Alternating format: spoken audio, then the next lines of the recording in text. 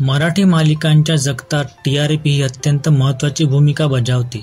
मालिकेची लोकप्रियता, प्रेक्षक संख्या आणि तिचं यश हे टीआरपीच्या आकड्यांवरूनच कळतं.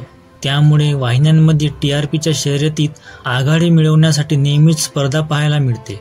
मेकर्स विविध नवे ट्विस्ट आणून प्रेक्षकांना गुंतवून ठेवतात, पण काही वेळा त्यांचा प्रयत्न यशस्वी होतो तर कधी मालिका टीआरपीत घसरते. या व्हिडिओत आपण टॉप मराठी मालिकाच्या टीआरपी बघणार आहोत, पण त्यापूर्वी चॅनल सबस्क्राईब नक्की करा, कारण मराठी मालिका विश्वातील अपडेट्स आम्ही तुमच्यासाठी घेऊन येत असतोच. या आठवड्यातील टीआरपी यादीत काही मोठे बदल घडले आहेत.